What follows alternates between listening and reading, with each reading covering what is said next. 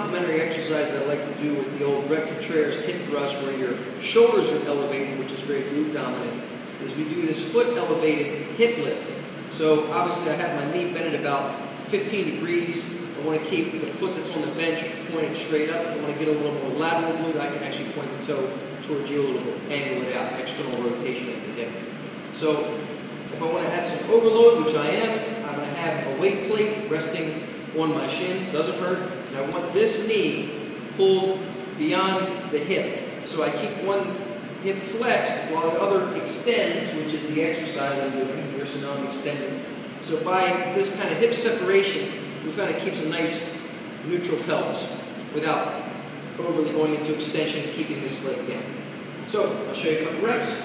I'm pushing, the coaching cue that I use here is push down into the bench, raise your hips high to the sky, keep this straight the whole time.